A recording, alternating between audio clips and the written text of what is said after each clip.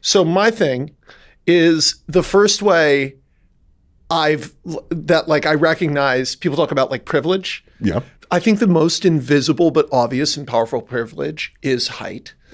Because we were talking, we're both tall. And so we were talking about that. You're taller than me, yeah? Wait, no, you're like 6'2", 6'3". Yeah. You're like... I'm 6'3", let's... 6'3", Yeah. 6'3". Oh my God, it's just... Wait, bend your knees. Hold on. Oh my God, I blame track and field. I can't bend. There we go, press against my back. Like we're in Thunderbolts. Oh, actually, phenomenal movie. Okay, who's taller? I would die in the shaft, 100%. I don't have the skill set. Okay, oh my God. we did it. Oh my God. I liked Thunderbolts too. I'm really sad it didn't perform well in the box office, but what can you expect with the movie that doesn't have Wolverine, Captain America, the Hulk, or Spider-Man? You know what the problem was, if I'm being honest? Talk to me. Look the same. Marvel has look the same disease from that they have it from 2015, where any of their movies could be other than Eternals could be from the same style guide from a showrunner for a TV show. And that's why every time they do a movie that's an inch more cinematic, everybody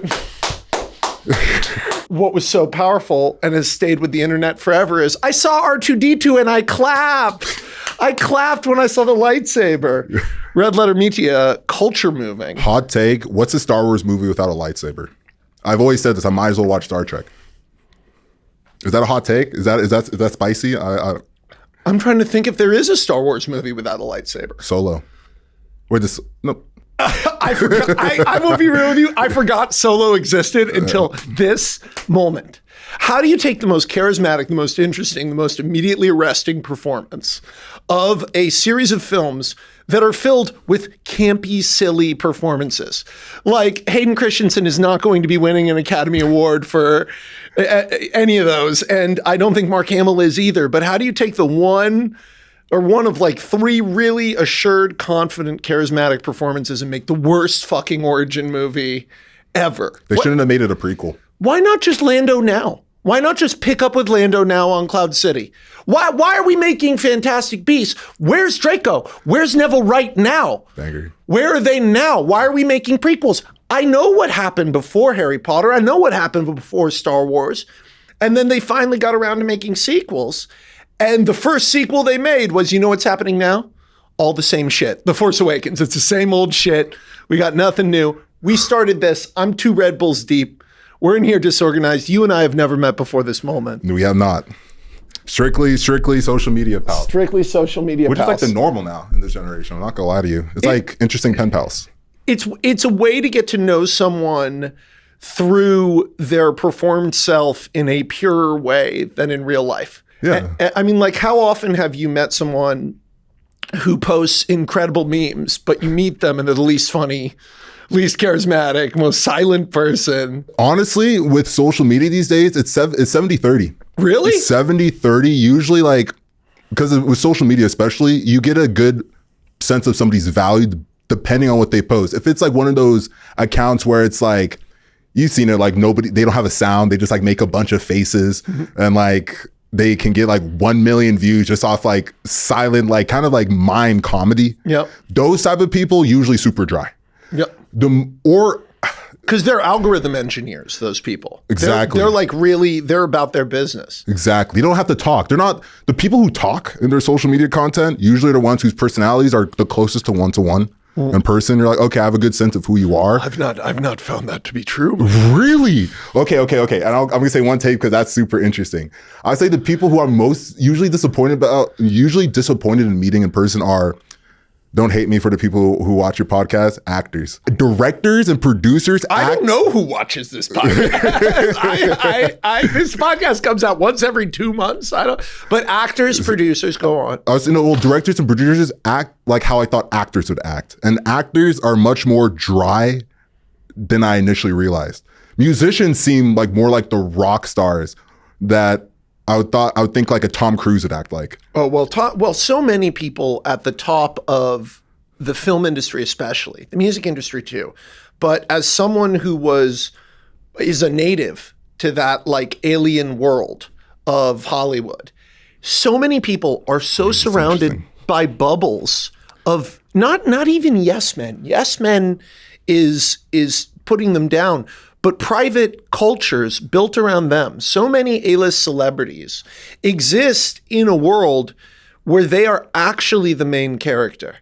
And so like the ways they act, the things they want, oftentimes they're great in interviews, but they're people who I have found are often very hard to relate to. And then you talk about producers, how they act kind of like snobby actors, rock stars, right? There's sort of three types of producers in Hollywood. Okay. There's guys who want pictures. They're rich, good-looking guys and girls who want pictures on red carpet on their Instagram. They're on a boat. They want to be in pictures, and they want to be celebrated as a producer. And they want to meet actors and know famous people. Usually those are people who came into the industry on a big pile of money. You know, I went to business school, but mom and dad said they'd give me $2 million to put towards movies because $2 million isn't that much for them. Yeah. That's like type 1. Okay. Those guys, you meet them, they flex. They can't talk about the plots of their movies.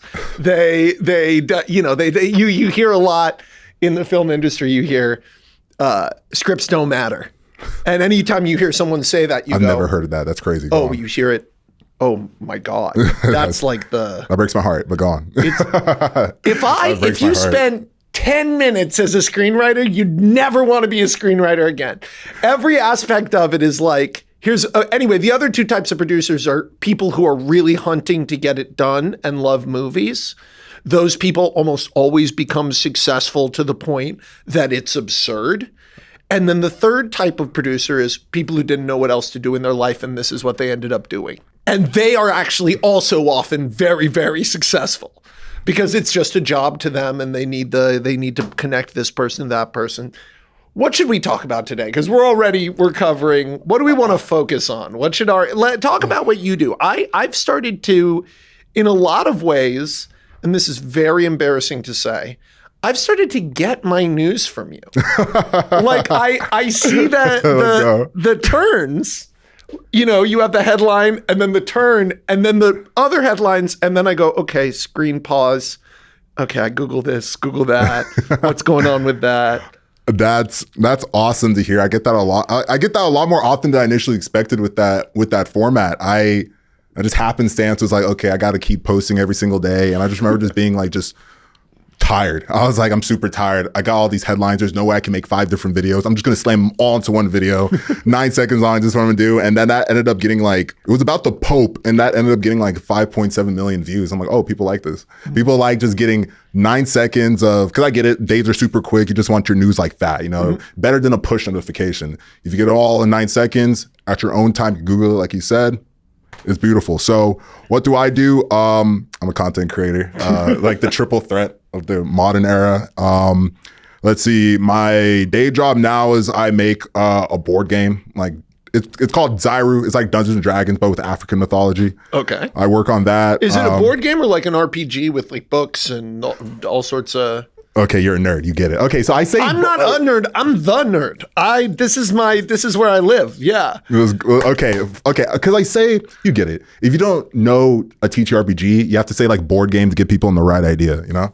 Yeah. It depends where you are. You know, it's so funny. I have this friend. She's a goth artist. Love them. And she lives in, right now she's coming to LA, but she lives in this New York goth community filled with people who, you know, they like pierce their dicks and go to orgies and they make the art of fucking coven. They make a giant, all of fucking Williamsburg is one big coven. It's all people who are like goth and, you know, they eat out of, they make a skull feast and they live like the goth lifestyle. But she still to this day will start talking about like, oh, this artist, you know, Brom, this artist is so incredible in that I know it's really weird and like you probably don't care. But she's been trained to do that by her MAGA parents. But in reality, she's surrounded by people who are bigger vampires than she is. And she still will go, hey, it's a board game. It's a board game. When she could say it's a tabletop RPG based on African mythology, and everybody would go like, yeah. Something you said real quick though, I thought there was like a subculture war versus goth vampires and like scene kids. Do goths still hang out with vampires? Am I dating myself? Is this like a millennial thing? People don't get this. I mean, I'm 40. I to my knowledge, if you get... I'm not gonna lie, you are aging magnificent as a white person. Thank you. I was like, I would not have guessed 40 at all. I'm 40. Can I tell you something that's infuriating? What's up? I meet adult screenwriters who are like my age, and they go, your videos were such an inspiration to me and that, and blah, blah, blah. And it's like, and I forget that I was making that shit when I was like 23. Wow. Like I had a very early, I had a weird career arc of like this the whole way. So like, yeah, thank you for saying that I'm aging well. No, hell yeah. As a white guy, amazing. Thank you so much. Literally. Here, wait. Am I still here? No, 100, bro. Nigga does not have crow's feet. That's crazy, bro.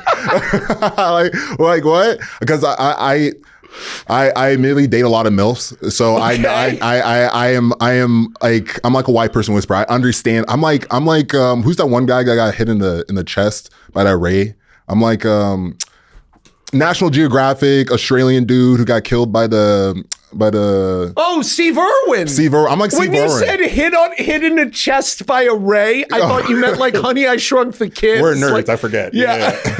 It's like, you know what's funny? That reminds me, another ADHD tangent. Sorry, guys. Yeah.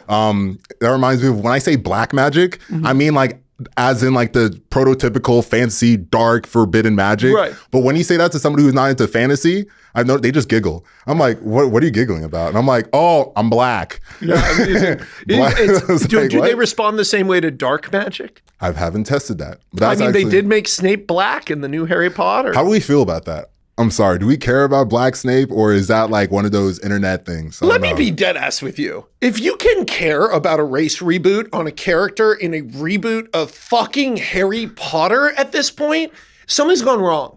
You need to put down the phone. Because the thing you should be angry about isn't that Snape's black. Who could give a shit that Snape's black? What you should give a shit is, why are we making Harry Potter again? Why are we not making a new thing that has the same scale, that happens to have a black character on it, who can be remembered as being as iconic as Snape? Like, that's fire. If you're gonna put $200 million back into Harry Potter, and people keep asking me, because I'm a Superman guy, people keep asking me what I thought of James Gunn. Respect on the Superman. Respect on the Superman. Superman forever. Superman forever. I appreciate that. Best superhero in the world. Trust. So what do you think of the Gunn one? Solid. I think in terms of the characterization of Superman just being a nice dude, I think that's something that's been sorely missed in cinema.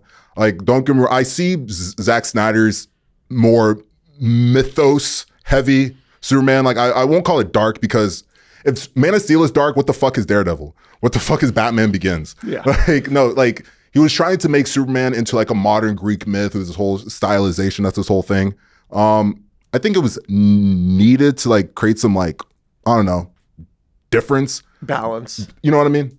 But to kind of bring it back to its roots was James Gunn's more all-American Superman. I think it was needed for like the public consciousness. Like, why is Superman not a Homelander type? Why is he not Omni-Man? I think there was sometimes you can just be a good guy if you have a lot of power. It infuriated me that Gunn's Superman borrowed from Invincible and The Boys.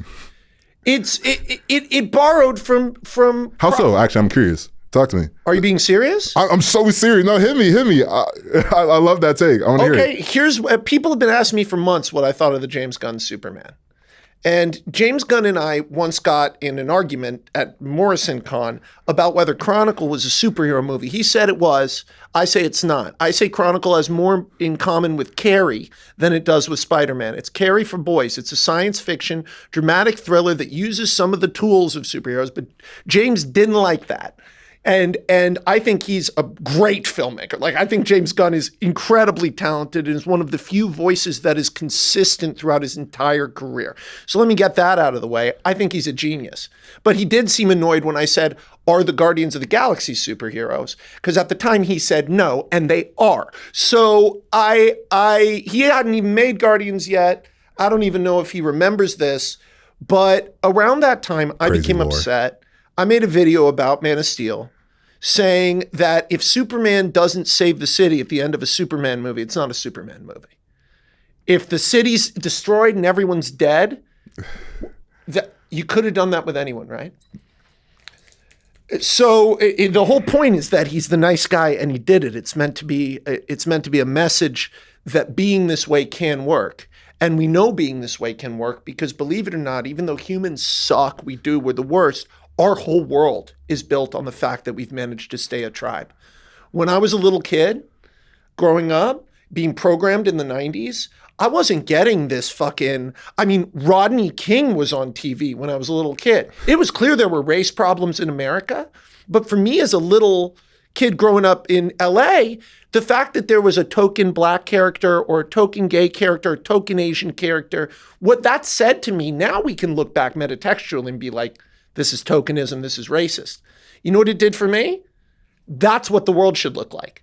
Fair. Everybody's together, and it was all this neoliberal. Same, by the way. Same. Yeah, neoliberal capitalist messaging that in a global society we need to move past this because we secretly are just the same. But Superman is meant to be like the thing that says that says if you stay true to yourself, if you're true to kindness and love, if you don't wish death upon others even when you could, if you could snap and kill anyone in the world and you still didn't do it. That's what being Superman is. It's knowing that you're not the definitive deliberator or arbitrator of anyone else's life, even if you're God. So Batman's the opposite, right? Capitalist power fantasy. I'm God, and I'm mad at that guy, and I'm going to physically hurt him. Superman is I'm going to save somebody. So all that to say, what fascinated me about Gunn's Superman is that are we not past this? It was awesome. I really enjoyed it. It made me laugh a lot. Favorite scene real quick. Probably just the entire fight where Lex is, it's the whole, either the squirrel, the whole kaiju saving with the squirrel, because I thought that was a great cartoon Superman beat, or the Lex screaming the moves to his excited group of people, just because I know that's a weird favorite scene and I should probably choose something with Mr. No, Terrific. it's solid. It's definitely solid. But I just like shit I haven't seen quite in a movie yet. And I love the idea of this one guy is commanding all these people who then command a weapon. That's what it takes for him to even stand a second against Clark. He needs a whole room of people yelling, working like he's launching the space shuttle. And I like that. What I didn't like is, why are there any other superheroes in this movie? This is what I ended up feeling about it. Does Superman fucking matter? Do you don't like the DC, the establishing of the DC universe? I love aspect? the DC universe. I'm a total, but does Superman matter? Is he more important than Spider-Man? I think he is. This is a hot take, Landis. I'm not gonna lie, because I've watched your Kryptonian Legacy, Epic, your Kryptonian Epic, and you love Batman, brother. I do, but I love Superman more. Okay. The question is, here's actually the question, right? So all that stuff I said could be viewed as a political statement. Talk to me. Be kind to everybody. Here's the question. Why is being kind political? I've hated that. No, keep your train of thought going. Because that's what politics are. Politics inherently imply that just the concept implies that we have differences, right? Right. So is it going to be my way or your way? Facts. Okay. So if you're not going to be kind to me and listen to my way and hear why I feel the way I feel, well, and I'm still standing in your way, there's got to be a way to get rid of me. And the best way to get rid of me is by us getting to a place, the way the human race has won Earth, is that 6 times out of 10, we just kill each other. 4 times out of 10, we go like this. I hate you, I hate you, I hate you. With enough time, I didn't really see it that way. I guess we can work together.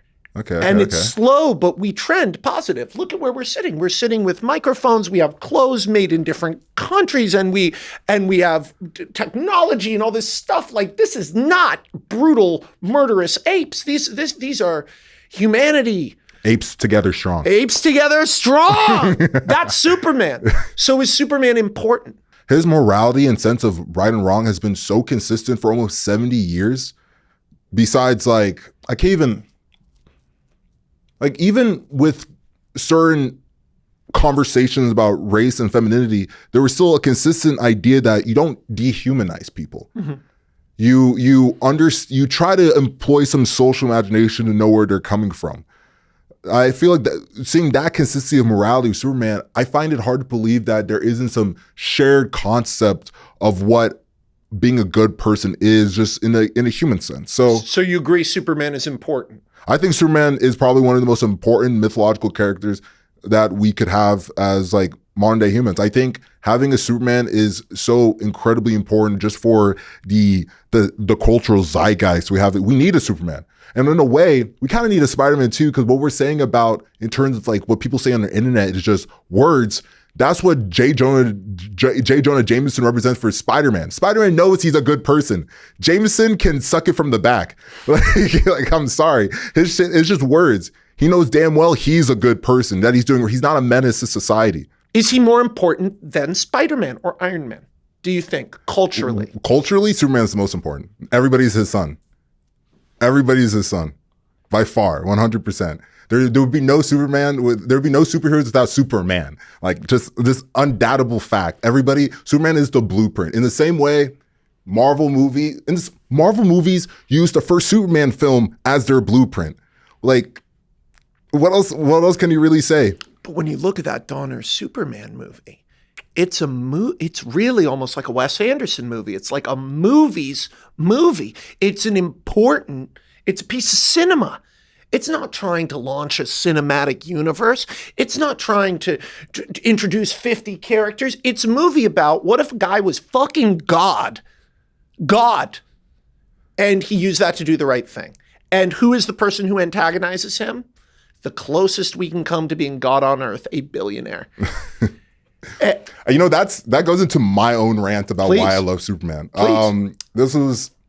People have heard me rant about this all the time on the internet, but Superman should be the icon for every white boy in America. We're talking about a country boy raised by Catholic bumpkins, and when he finds out he has superpowers, what does he do? He decides to beat up the KKK and arguably do more damage to the image of the rich than any activist in U.S. history. What other superhero has a billionaire as their arch nemesis? Yeah, Batman is your capitalist power fantasy, but Superman's a damn near revolutionary. Yep. So it's just funny to me that all the bad Superman are owned by a bald billionaire. Beautifully said. That's like, Superman's the GOAT. The answer to that is the superhero who has no primary antagonist because he himself is the character in a big story, something Superman isn't, and that's Peter Parker's Spider-Man. Yes. You agree, Harry Osborn? Norman Osborn. Sorry. But when you look at Norman Osborn, to characterize his issues with Peter in the same way that you would characterize Lex Luthor's issues with Superman, it's a total lie. Because Norman doesn't want to be Peter. Norman doesn't hate or resent Peter for not being like him. He wants Peter to be like him. He wants Peter. Peter's the son he never had. I can't wait to see who they're going to cast for Mary Jane. If rumors are right, who they're going to cast as the actual Mary Jane for Tom Holland's Spider-Man. Like, Zendaya is cool. I have enjoyed that character. I originally was like, this isn't MJ, but I'm now attached to her enough after these 3 movies. I kind of like Zendaya, Mary Jane. I'm gonna miss her when she goes away. I like her as MJ. I don't know if I like her as Mary Jane. I like her as an original character. Yes, I like how she's like grumpy and like. It's a good typecast. Zendaya plays that type of character well. I wish, like, same way in Dune. I feel like she's used the same character. She plays it very well. Did you see Challengers? I saw the promo. Promo made me go. You gotta see. Is it? It's just they really played up the whole threesome thing, and I was just like, it's not about that. It's about excellence. It's about. I'm sure. I'm sorry. It's I'm not childish. It's not about 2 guys kissing it. Ayo. But that's not really what it's about. Really, what it's about is a mind fuck. And it's a good mindfuck movie. It's not like a For Babies the way they make now. Like, it's clever and it's smart. It's uncompromising. It's beautiful. Okay. Like, I love Wow. Challengers is maybe one of my favorite movies of that year. Wow. Yeah. Wow. Challengers. Huh? It's about 2024, right? Yeah, it's about Zendaya, and she is great at tennis, and she hurts her leg. She can't play tennis anymore. Damn. But all she cares about is tennis. She's Michael Jordan. She's Michael Jordan in the doc. You know, I took that personally. She's like obsessed with tennis to a crazy degree. These two guys are in love with her. Okay. Which one of you is the better tennis player? And it's sexy and funny and dark. And it's just like, there are multiple moments in the movie where you go like, it's one of these. Oh, like, because you can't believe the person did that. You know, it gets that shit out of you. I don't know. Crazy. I love Challenger. No, that's I haven't seen it. You put Challenger on a map for me. I'm definitely gonna watch it. When I think of 2024 in terms of best films, I'm just like, what came out that year? What came out in 2024? Not Better Man, right? Did that come out this year? Not Better Man. Did you see Better Man? Better Man. Is that the biopic? Yes. With the monkey? Yes. I refuse. No. Your taste is so interesting, brother. Bravo, Better Man. What's a movie? But Better Man. Hey, world. Better Man. If there's one thing you take from this podcast, Better Man. Better Man. Better Man. The talking monkey. I can't do talking monkeys. You are gonna use apes together strong. Ape together strong, like a metaphor. Like, you haven't wanted to see Caesar from Planet of the Apes get a hand job from a teenage girl in a nightclub while high on cocaine. You haven't wanted, because that's in Better Man. Clip it. Clip it. It's Better Man. Let's go. I love Better Man. And what was your favorite movie the last couple of years? What's some stuff you've liked? Number one, I'd say my favorite movie of all time to this day is Django Unchained. Like, to me, that movie is like, if I were to just start making movies, my blueprint is Django Unchained. Everything from the misdirection of the character to the stylization of violence to the stylization of what even a rescue that isn't necessarily clean. A movie that challenges actual core real life economic concepts and gives like an actual static concrete ending, not just everything just ended up being the same. I enjoy Westerns to a weird degree. I enjoy the idea of a gunslinger. I enjoy do you like what's the Raimi Western that's so great? If you haven't seen it, you're gonna love it. Leonardo DiCaprio, Russell Crowe. What's it called? The Quick and the Dead. The Quick and the Dead? Yes. I gotta see it. You'll love it. Yeah? It's from like 1997. It's like one of his last movies before Spider-Man. So it has all those cool, like, super Gene Hackman, Russell Crowe, Sharon Stone, Leonardo DiCaprio, and I'm forgetting people.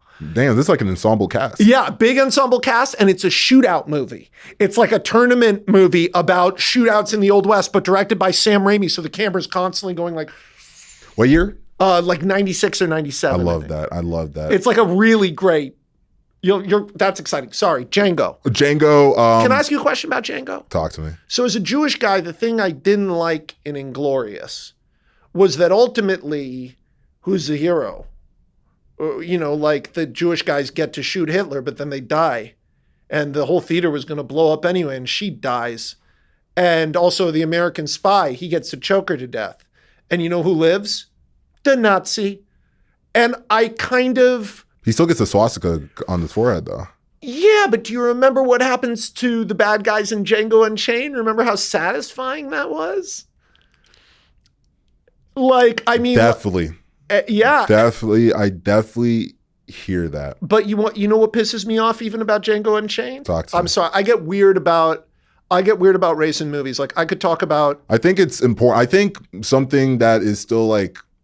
Race is this country's biggest sin. Like, it was not something that was normal. Like, this is not a debated fact in academics, but somehow it's a debated fact within like our social zeitgeist.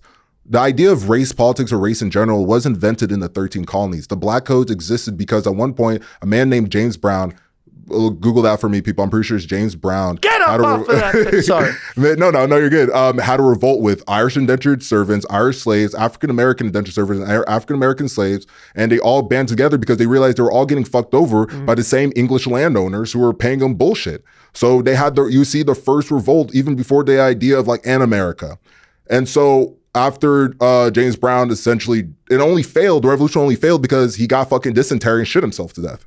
And so right after that, the English owners looked at the Irish people and said like, hey, we're actually on the same team. We're wearing the same uniform. Right. It's those Africans you have to watch out for. And that's when you see in Jamestown the first black coats to ever to spring up the 13 colonies. Because back in Ireland, back in Scotland, they didn't care if you're about your skin color. You're either Highlander or Lowlander. Yeah. You're either Christian or Jew. That's how it worked. Africa was part of the Roman Empire. People understood what skin color variation. Black people were, and they understood that it was many cultures rather than just black people. You know what I mean? Like Africa was many different nations. It wasn't just like correct. Yeah. No, correct. That is our country's original sin. It is our caste system, and everything we do in terms of a culture has some semblance of this idea. So I think what you were even saying way early in this podcast talking about tokenism, it was progress at the time. Is how do we normalize or bring some positivity into our original sin? How do we bring it to the forefront, but in a way that we still want it to be a cohesive society? Like we all view each other as American. We all have the same things that we talk about. You know, it really. Well, we had. I mean, everybody's saying this. We're not saying anything new right now, but it's 9/11 and Obama. Right? Is that we're headed in this globalist.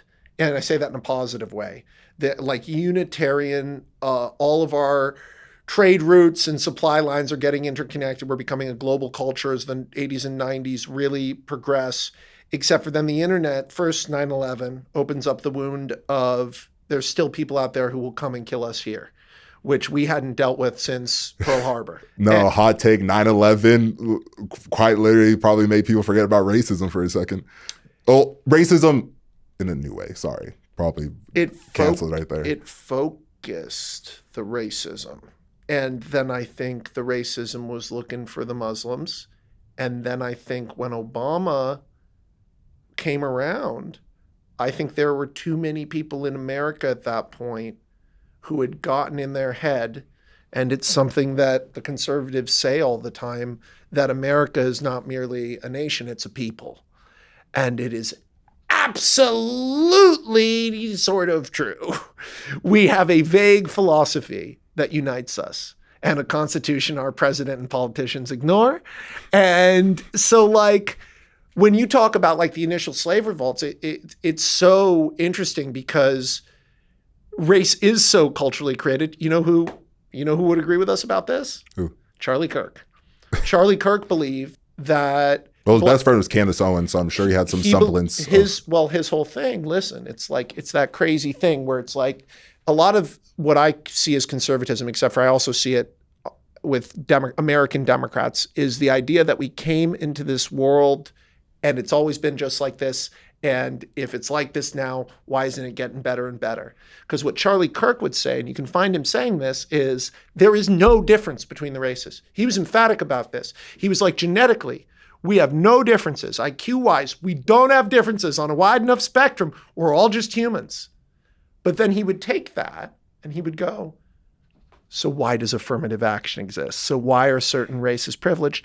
And to do that, you have to go, okay, it's day one of Earth, and no one's ever been a slave. There aren't billionaires. The richest man alive is now worth $1,000, and everyone else is worth $10, and we're going to start from scratch. And it's like...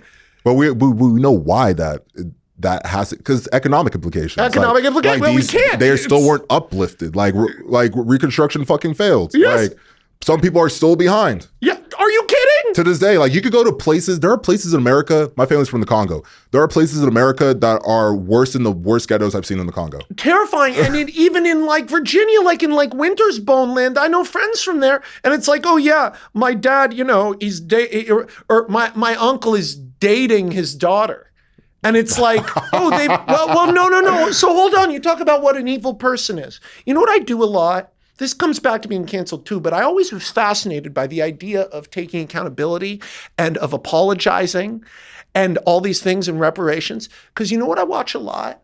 I watch videos of police body cam with interrogation footage. You're like my sister. She loves that. I'm addicted to that. She loves that. That's all she sees on YouTube. You watch someone who shot someone in the face on video lie and swear and cry and convincingly they never did it. And if I was in that room with them and I was that detective, I might believe it. If I didn't know that I'd just seen a video of them shooting someone in the face. Well, what's an evil person?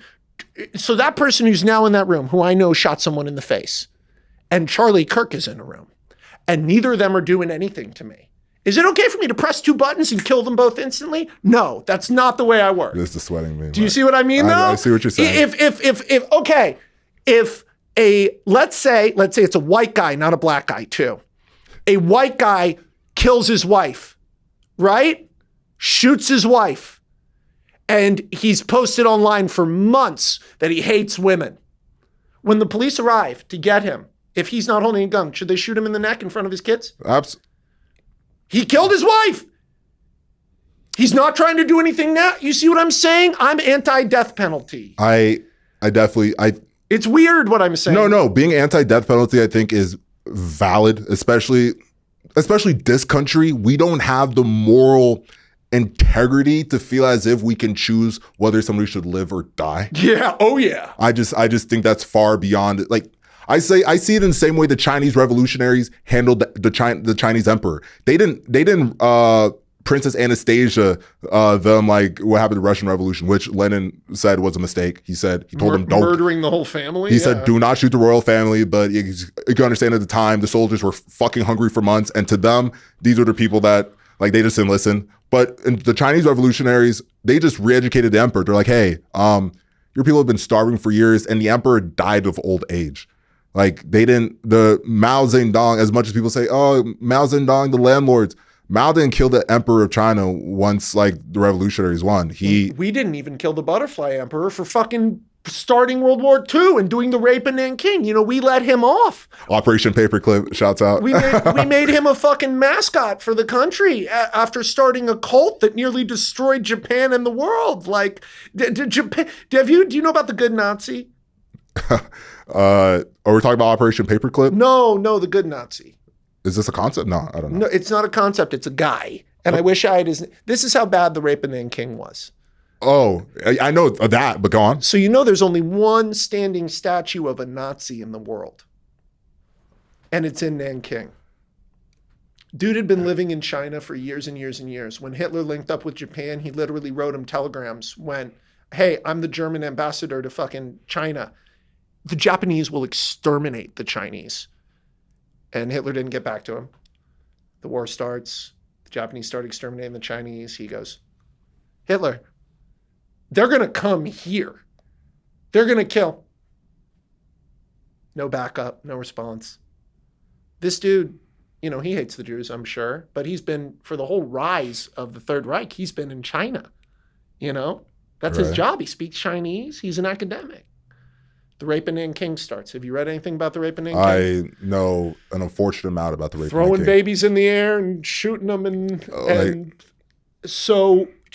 Like so bad that China was having a civil war at the time, and the revolutionaries sided with the imperials and said, yo, Japan is kind of going crazy. We need to stop our civil war and fight them instead. Like that's how, yeah. What this guy did, and I wish I had his name on hand, but he's very easy to Google, is he was like, okay, fuck it, and fuck Hitler and fuck everyone, puts on his full Nazi uniform, full on Nazi regalia, gets like 10 of his guys, full Nazi regalia, goes out into the rape of Nanking, like out into it was the purge, and goes, you know, Heil Hitler, I'm actually here on orders. All of you aren't allowed to come to this block or this block. He walks in while people are being executed and goes in between and goes, actually, we are the Germans, and if you kill us, it's a total betrayal, and I'm a Nazi. They say he saved like 500,000 people. He was doing it for 3 straight days. This is like the secret, like Schindler's List. It's a secret Schindler's List. He's called the Oscar Schindler of China. He also, unlike Schindler, walked right up to dudes with Japanese dudes with guns and swords Just didn't give screaming them jobs, like actually like stop the shit. Yeah, Like, and went, no, these people actually all have to come with me. And by the end of the rape in Nanking, by the end of the violence, he had packed, there are stats I'm trying to remember the guy's name, but he had packed an insane amount of people into this 2 square blocks because he'd go out. It was like collecting people and bringing them back. And so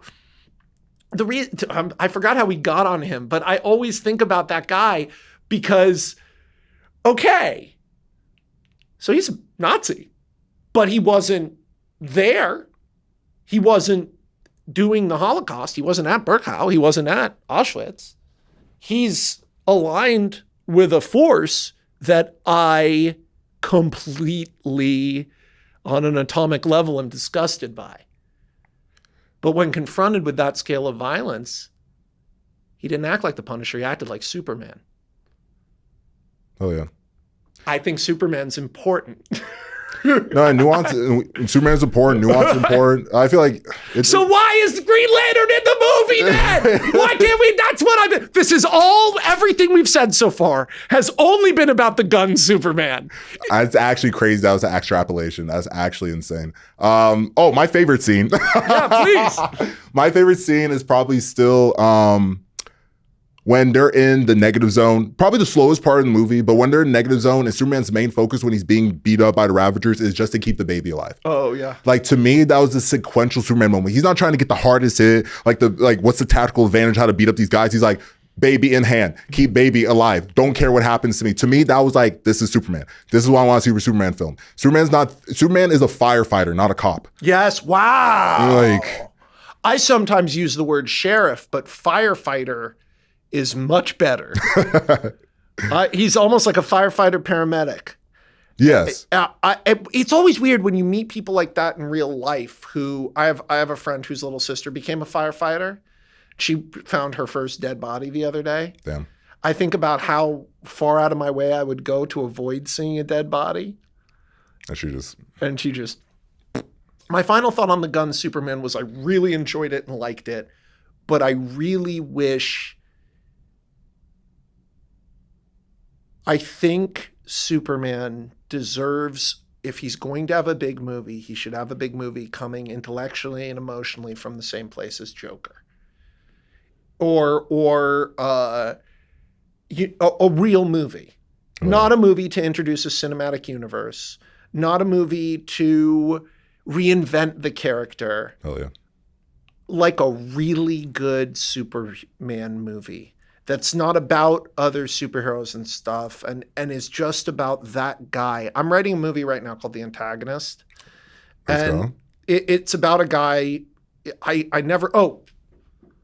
what did Gun Superman borrow from Invincible and The Boys?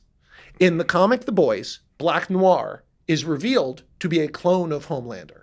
Oh yeah. He looks exactly like the James Gunn Ultraman. Weird. Hot take, the TV show is better than the comic book. I've read all The Boys. Oh, the TV show is miles better than the comic book because it's not nihilistic and mean. The comic book's mean and hard to... really mean. Yeah, I have trouble with a lot of his work. But then also, you're sent here to conquer this planet actually is Invincible. That's my one. If I had to give it my reason why it's an 8.5 out of 10 instead of a 9 out of 10, is that one scene. Like, I understand it. It's a trope that you don't understand. Like Krypton's moral legacy is always very ambiguous in a lot of... It's not a new thing Gunn's doing. Like, it's been ambiguous in many interpretations. Can I tell you how to... I mean, I have my own version of Krypton I did in my Super, but can I tell you how Gunn could save it if you wanted to? Talk to me. Also, I have something I want to say about one of your films I've always wanted to say to you in person. I'm eager to hear it. If Gunn wants, he can totally save the Invincible parent lift by having a ship land in 2 and having Bradley Cooper and Angela Sarafian get out of it and be like, why isn't this planet under our control? And have Clark be like, I thought you're all dead, and have Bradley Cooper be like, listen, there are certain things you could know and certain things you couldn't know. Of course, I had to pose as a scientist in my message to you. I needed you to take it seriously. But for years, I've actually been a part of Krypton's military. My name is not Jor-El. No. My name is Drew Zod. Oh, that would be fire. And I'm here to help save Earth. And I'm here to do anything you need because I can tell that this guy, Lex Luthor, and you are going to change this planet. And I'm going to help you. Wait, what? Oh, yeah. And totally evil. Worse. Clark and Lex have to team up to fight him. Classic. Okay. But gaslight. I love a gaslighting General Zod. I love any time when writing Superman, I can go like this to Clark. Hey, here's what Krypton really looked like, and here's the answers you've wanted your whole life. Just kidding. Fuck you. Like that. Like there's something fun about that. Yeah. Also, I wish I brought my copy of American Alien. Oh, I'm sorry. that's so fuck. flattering. I should have brought my copy of American Alien. That's You're so you're dead ass right here. That's crazy. Sorry. What do you want to? Well, I got first one is about American Alien. There's two different prints I have. One is where it's in issue 7. It's one where it's Clark's face as the last panel, and there's another one where it's Lois's Lane as the last panel. Did you have any say in that? Everything. Like it's like, so what do we do next? Is the last line. It's the last. Which one is supposed to be the original? What do we do? Are you talking about issue 7 or issue 4? Issue 7 in the hospital. He beat Lobo. And I have two different prints. I have a variant cover. Tell me the two, because there's a little panel at the bottom. It's a little panel where Lois is laying on him. Laying on him, and she says, like, oh my God, I thought you were about to die. And the last words are, so what's next? And as a fan, you get this nostalgia wave of like Superman's legacy. Yeah. That's what it hits. But it's starting right there in that room. Exactly. Yeah. It literally chills when I even think about that scene. But the first copy I read, it was Lois's face as the last panel. And then I got the variant cover, and you get, so what do we do next, Lois saying? And then it just snaps back to Superman all beaten up. It's a small little thing, but which one's supposed to be the original last panel? I don't know. Originally, it was meant to end on a panel of Lois. Okay. It's meant to be her face, because in my version of Superman, Superman does not exist. Superman is a thing that Clark and Lois end up building together, really, because she becomes, once she knows it's him, becomes like the brain of the operation. And because Clark can't, they kind of do it in Guns, but my Clark works a little differently, where he just avoids speaking because he knows he's going to put his foot in his mouth. Love it. And so if Lois tells him to say something, he'll say that. But then people will be like, and what else? And he's always like, I'm Superman. I gotta go is the thing. I can fly by like that. So sorry. What's the other question? Just to finish, that's my whole American Alien segment. The other was about your other stuff, but I do have to say, still love issue 1 to this day. I think it's the best introduction of the Superman character, like by far. To have it start with, "It's okay, Clark, calm down. It's okay, Mom. Please don't let go. Please don't let go." Like having it be his first flight as a child and seeing the importance of his family, to me, just made Clark so instantly relatable in the second that everybody, it's the reason I tell people why Harry Potter is popular, because his origin story is a little boy under the stairs, like that level of feeling so small, like in a world that you feel like doesn't understand you. So having Clark start out so vulnerable with something that still kind of grandiose is just such a beautiful way to relate to who will be the most powerful person in the world. Like, chef's kiss, brother. Thank you so much. Bro, I'm not like American Alien. I've read a lot of Superman. To me, to this day, if it wasn't for James Gunn, American Alien to me would have been the best way to like bring Superman onto the big screen. By far. Like having it in an anthology that way, like also wait, did you want Cheetah? Like maybe I have to watch the Kryptonian epic again, but was Cheetah and Superman supposed to be like a whole like No. So Barbara Minerva comes back in a story called Endangered Species, but Barbara, in that, everything in American Alien, it represents something else. Okay. So in that issue, Clark has envisioned this future where how old is he supposed to be again? 17? He's like 17, 18. Okay. And he's envisioned this future where he will go to college and then he will move back to Smallville and he'll be a veterinarian. And at this point, he's dated Lana Lang. He's had sex like 3 times total in his life. I love the bumpkin. He's still not fully sure about like how his powers work. He still doesn't really know where he comes from, but none of that really matters because it hasn't affected his life that much. And at the end of the day, he's going to become a veterinarian. Doesn't need to use the X-ray machine. He can look right into the animal, and he's like, love that explanation issue too, where his friends say, "Do you ever use your X-ray vision?" He says, "Yeah, once, but people's body look weird." Yeah. Like, to me, that's so duh. Yeah. Like that'd be kind of gross. I'm like, it's like if you use X-ray vision, boobs are in a bra, so they're like it's not stylized. Like it's just people under day to day. Like, and Clark doesn't want to do. That's not how Clark would use it. Clark, like he's a bumpkin. Like Clark will use it for shady things, like, oh, this window's broken. Haha, I broke the window open. Oh fuck, the window's broken. Like that, like that's the way he uses his power. Okay. Hold on, I got to get to my other two questions. Let me. Yeah, please. I got to stop. I got to stop standing over. Sorry, but Cheetah was meant to finish the thought. In that issue, she represents worldliness and the idea of there being this whole other strata of people who are sexy and exciting and fun and not from Smallville. Okay. And I always loved Barbara Minerva as an heiress. And then later in the story, I use her differently to represent the same sort of idea in the epic. Okay. Love your introduction of Batman. Why is your birth certificate a forgery? I don't know why out of all the lines Batman says, why is your birth certificate a forgery? It stays in my head. I'm like, that's a perfect Batman introduction. Like, yo, dude, I know everything about you. Yeah. Like, trust. Like, but I understand people like Dick Grayson. I'm still a Damian Wayne fan. It's the only thing I would have been like. I'm also a big fan of Batman always being older than Clark Kent. I like that too. I think it makes just a bit more sense if you're trying to play the whole like veteran superhero versus some naive goodness. Mm-hmm. But okay, next. I also like physically bigger. Yes. I like a Batman who looks like he could be Batman next to a Clark Kent who you'd never believe was Superman. Yes. That's what I like. I like that a lot. Because we're just like, how is Clark getting all this mass if he needs to quite literally like... I hate big Superman. That's why I like Gunn's suit. I do too. That's controversial, weirdly controversial, but I'm not a fan of like the painted on six pack. No, like the performance, the suit, the effects of the flight, the effects of the movement. I can't give it enough praise. My big thing is I think Superman's more important than to be in a movie with a cinematic universe trying to be Iron Man. I think you should be going for something bigger. That's facts. Sorry, but go on. No, let's see. What other Landis question? I think Bright. Oh wait.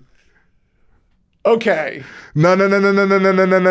You brought it up. It's one line. It's one line that I thought, okay, this would have been solid if Will Smith wasn't a black person. Please tell me. Fairy lives don't matter. Let's talk about that line. I think if it was a white cop in the beginning of Bright, that would have been huge. Let's talk about... That would have landed, but talk to it. Let's talk about Fairy Lives Don't Matter, and let's talk about Bright. So the movie Bright and the script that I sold for lots of money that I said was my Star Wars are different enough that I would say of the movies I've had made, it is the most different. There are scenes from my script in it and the structure is similar, but the biggest three differences. Talk to me. Will Smith is now a chosen one type figure who is magic. Orcs are now black people. And on top of that, the orc Jacoby, who's his partner, is the first orc cop ever? How is that even possible? And you have to keep in mind, these are not things I wrote. Love that clarification. Okay. Love that clarification recorded. There's more going on. Hell yeah. I did not write the line, Fairy Lives Don't Matter today. Thank you. Okay. I'm like, I've read this nigga's stuff. It's bigger. Like, you're way wittier. It's bigger than that. I would never write that because that's antithetical to everything Bright was about. The original script, Bright, is not about fucking race. And you can find the script online and see it for your fucking self. It's not about orcs or black people. It's about class. It's an immigrant story, and it's about the idea. The reason I wrote Bright is because I saw Lord of the Rings, and at the end I thought, what the fuck happened to the orcs? There are millions of these motherfuckers, and now their main guy is dead. So they're going to be treated like what? Monsters? Because they are kind of monsters.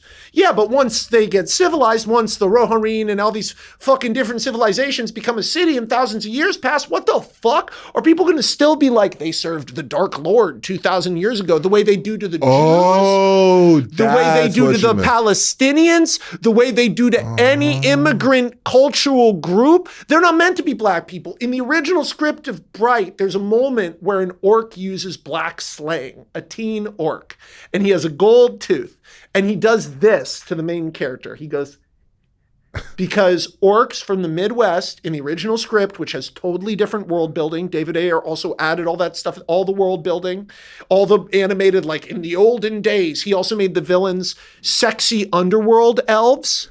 In the original script, they are a group of 3 Coen Brothers style, No Country for Old Men, normal humans. There are no non-human bad guys in the script for Bright other than a witch who's not even portrayed as a... Release the land is cut. It's available. But no, I'll go...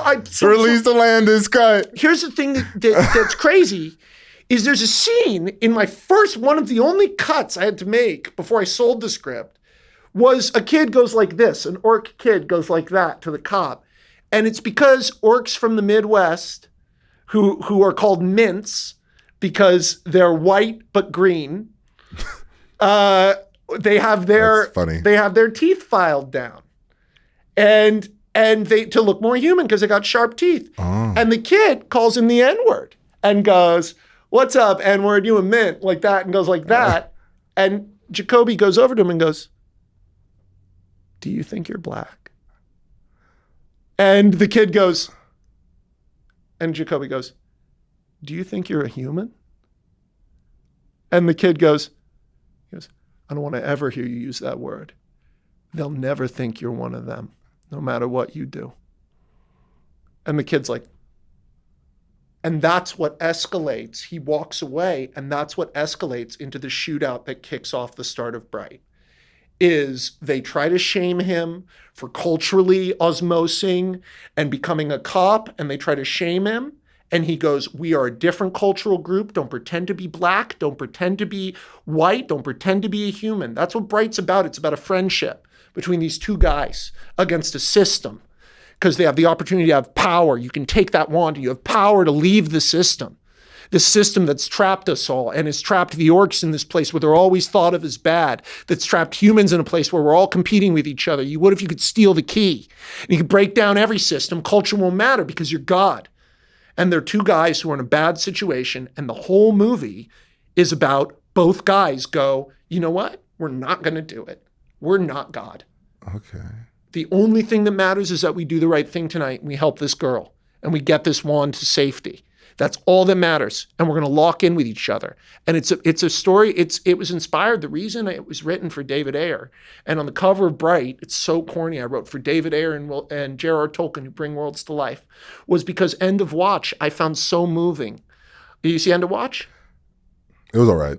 I'm sorry. I understand where you're coming from. I liked the Shia LaBeouf one he did. It's also a dark movie. I forget the title. Valkyrie? That's I think yet another. Or is that Vanguard? Vanguard, maybe. Vanguard sounds closer. But for me, End of Watch, what I liked about it, NWA has a line, or not NWA. Oh my God, that's embarrassing. Fucking Public Enemy. With attitude. Public Enemy. Public Enemy, yeah. On Harder Than You Think, they have a great line, which is, "Fuck the police, then who's stopping you from killing me?" And it's firing back. And Harder Than You Think, the whole song is about like, you can take a stand against something, but you gotta back it up with thought and philosophy. And I wanted to write a movie of like, the biggest abstraction of where we're at right now is magic and Lord of the Rings. And I'm a big fan of concepts of magic in the modern world. And then they fucking made the orcs black, and I like like Zootopia did it, so you would not be the first in Hollywood trying to do this concept. Like, oh yeah, the predators are black people. In Alien Nation, they managed to not make them black. Have you ever seen Alien Nation? I haven't, but now it's on my radar. Alien Nation is like Attack of the Killer Tomatoes. Do you know what Attack of the Killer Tomatoes is? Your movie knowledge is No.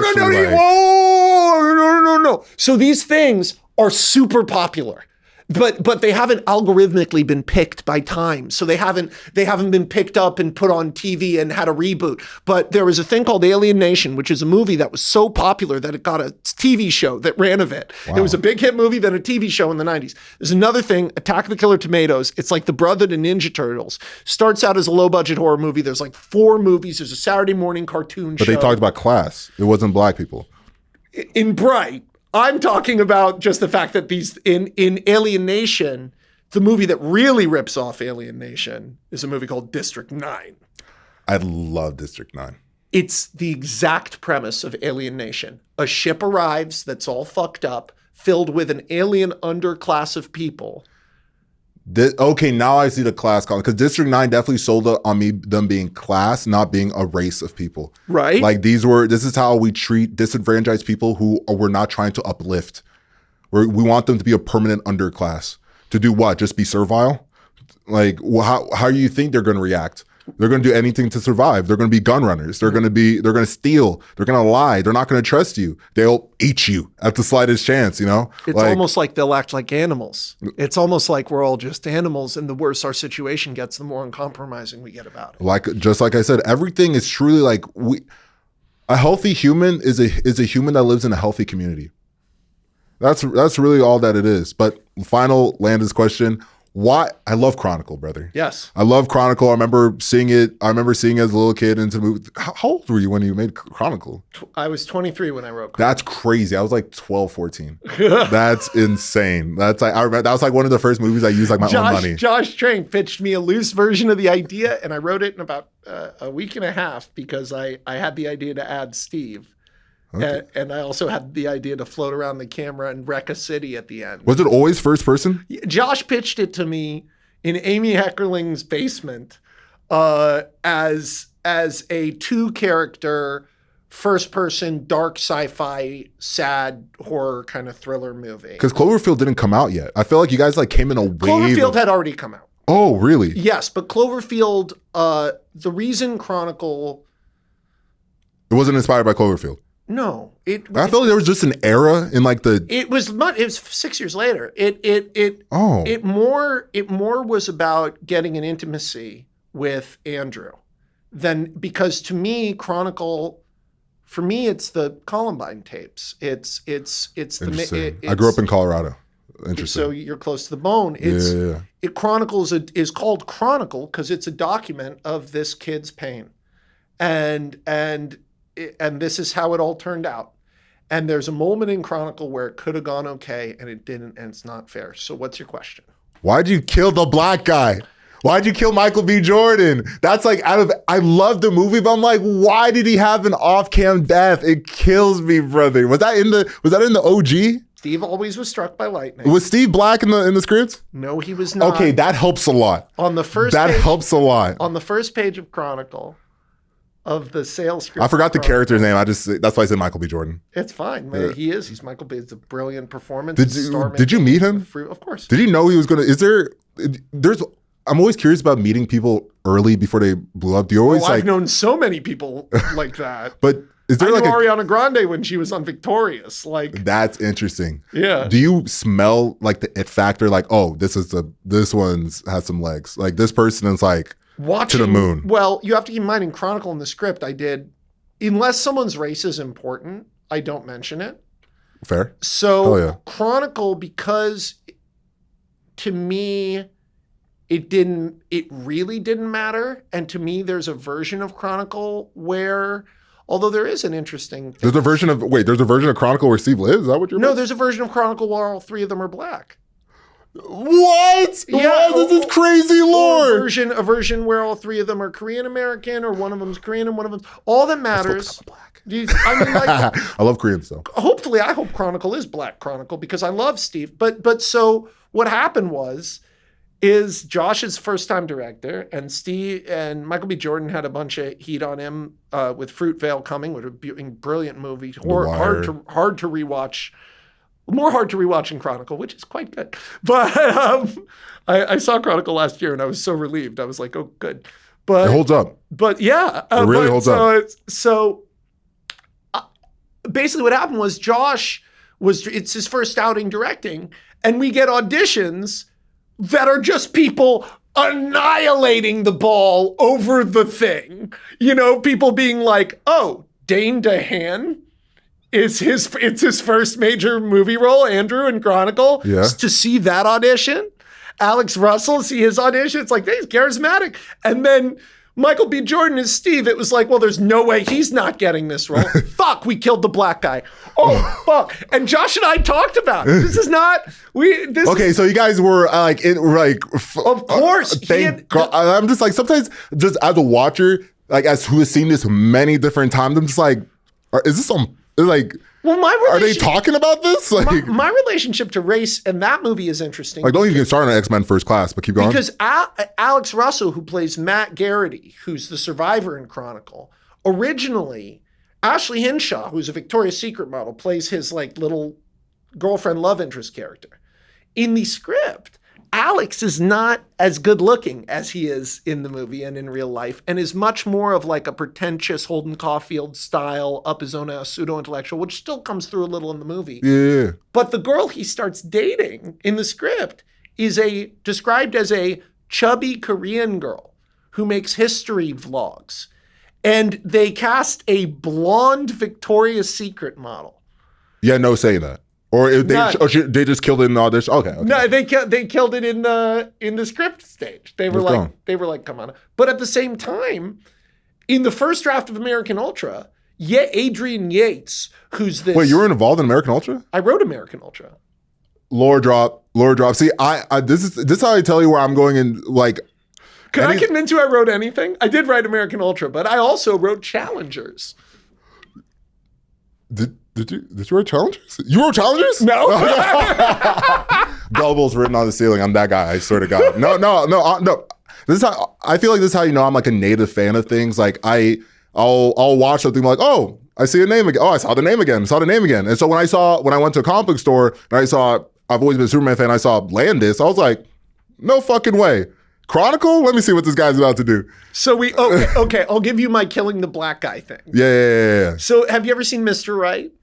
Who's in it? Sam Rockwell, Anna Kendrick, the RZA, a bunch of funny people. The RZA with Anna Kendrick?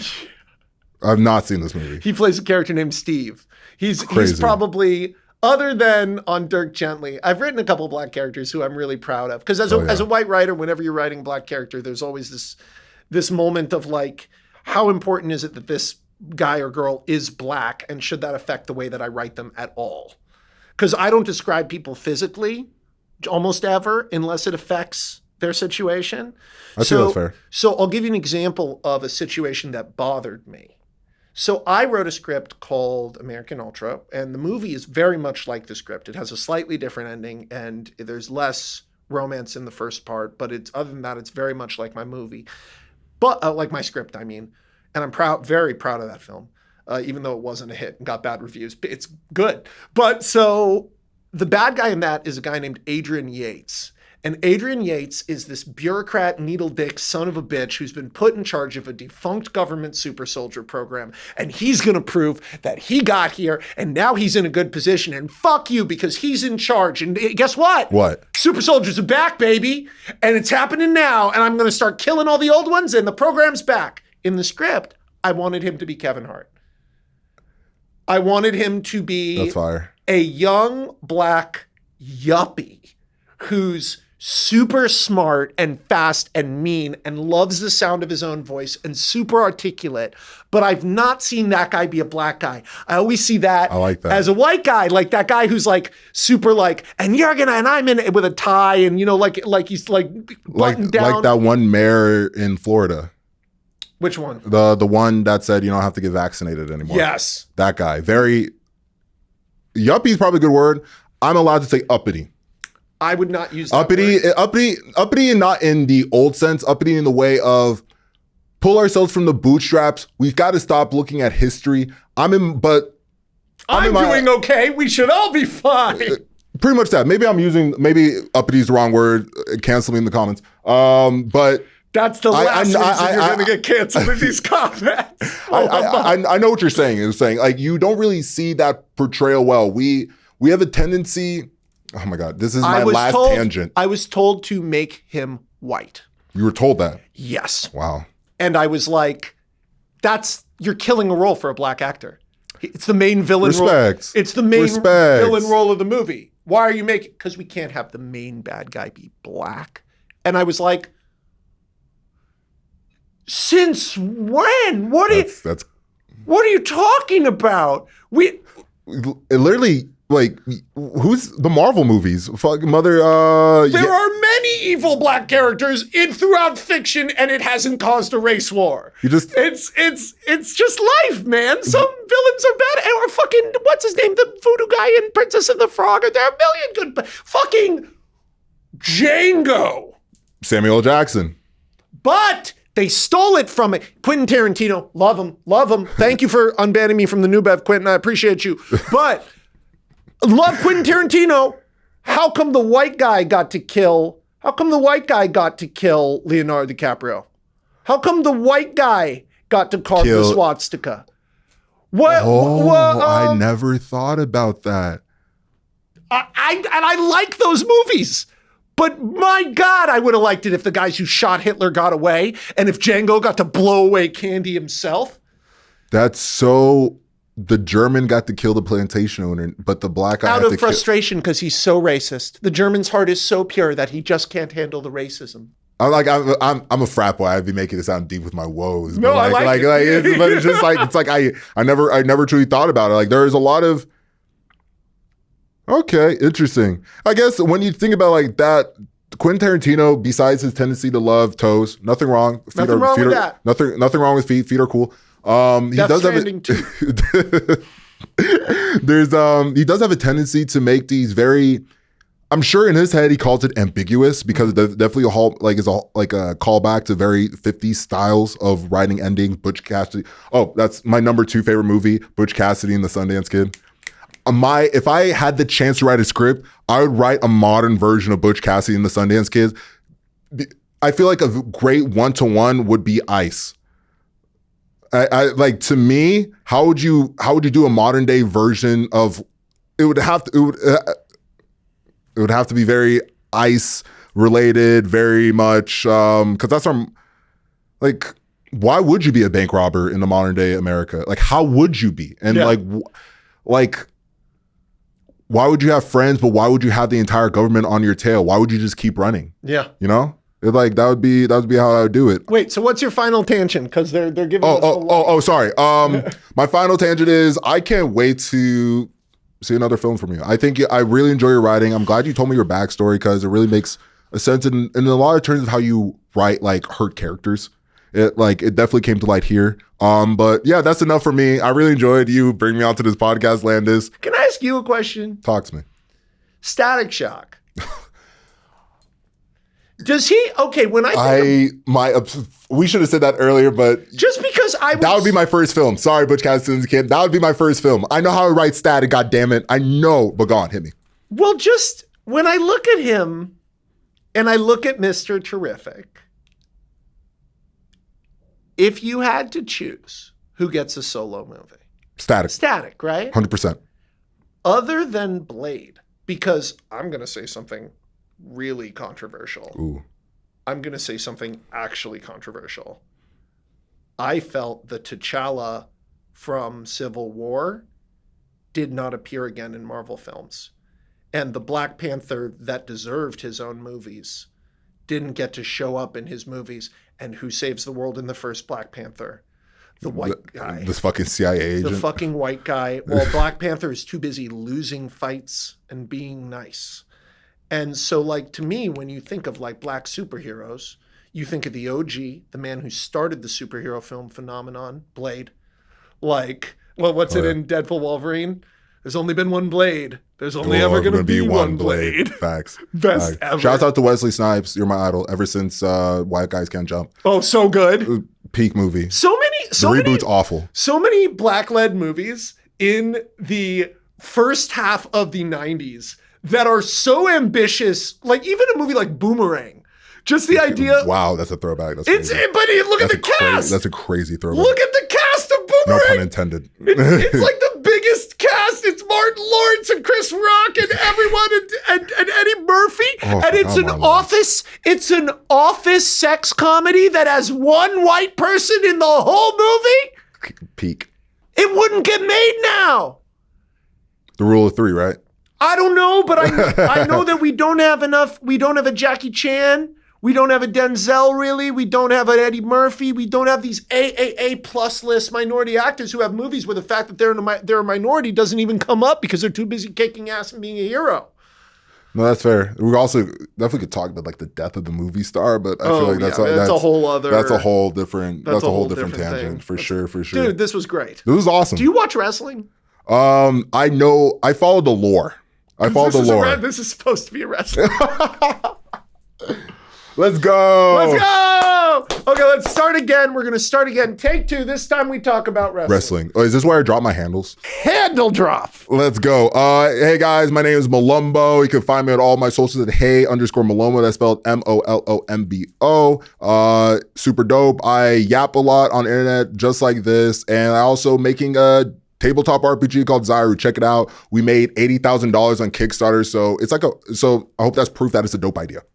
All right. This is awesome. You can follow me at Up to My Knees 1985 on Instagram to watch my weird life. These glasses are not real. I did not in this podcast portray myself as a victim of the Twilight Zone accident, merely someone who is ancillary to it. The true victims are, of course, the families of the dead and the dead. And next time, this is going to be about wrestling. See you next time. Peace. I love you. Be kind to each other. Remember, being Superman's important.